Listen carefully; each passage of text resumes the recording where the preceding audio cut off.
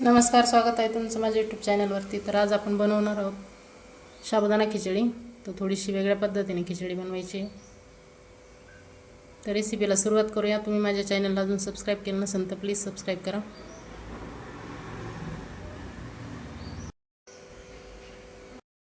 खिचडी बनवण्यासाठी मी साबुदाणा घेतला आहे. तो 2 तास भिजवून घेतलेला आहे मी साबुदाणा.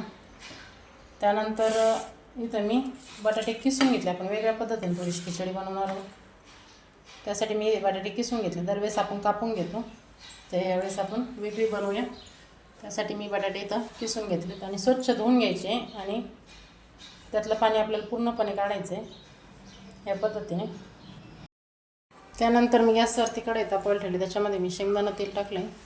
तुम्ही हवं असलं तुम्ही जे तेल वापरतो असाल ते टाकलं तरी चालेल, किंवा तुम्ही गावरान तूप वापरलं तरी चालेल. त्याच्यामध्ये आता मी हिरवी मिरची दळून घेतली होती, ते टाकायचे. तुम्ही किती तिखट खाता त्याप्रमाणे तुम्ही हिरवी मिरची टाकू शकता. हिरवी मिरची परतली की याच्यामध्ये साबुदाणा जो आहे तो मोकळा करून घ्यायचा आणि याच्यामध्ये टाकायचा आहे. आणि हा पण आता मिक्स करून घ्यायचा याच्यामध्ये.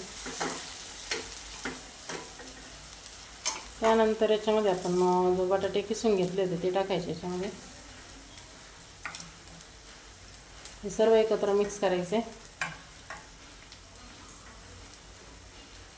हे सर्व एकत्र मिक्स झाल्याच्या नंतर याच्यामध्ये शेंगदाण्याचा कूट टाकायचा आहे. तर मी थोडासा जाडसर बारीक असा कूट केला आहे आणि शेंगदाणे न भाजताच कूट करायचं आहे आपल्याला. छान चव लागते. मी शेंगदाणे इथे भाजून नव्हते घेतले, तसंच टाकलं आहे. त्याच्यानंतर याच्यामध्ये लगेच चवीप्रमाणे मीठ टाकून घ्यायचं.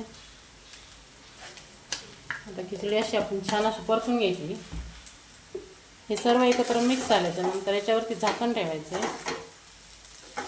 कमी गॅसवरती झाकण ठेवून 2 ते 3 सेकंद असंच ठेवायचं. आणि त्यानंतर परत एकदा अशी छान परतून घ्यायची. ते सर्व एकत्र मिक्स झाले, त्याच्यावरती झाकण ठेवायचं म्हणजे खिचडी एकदम सॉफ्ट होते. 1-2 सेकंद असंच ठेवायची. परत मध्ये आपण झाकण काढून चेक करायची खिचडी आणि परत एकदा मिक्स करायची. कमी गॅस ठेवायचा आहे. तरी इथे आपली खिचडी बनवून तयार झाली. पाहू शकता एकदम छान अशी खिचडी झाली, एकदम वेगळ्या पद्धतीने. रेग्युलर तर आपण रोजच करतो, तर या पद्धतीने एकदा नक्की करून पहा.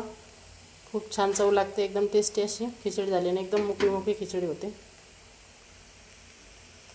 तर रेसिपी आवडल्यास नक्की लाईक करा, कमेंट करा आणि शेअर करा.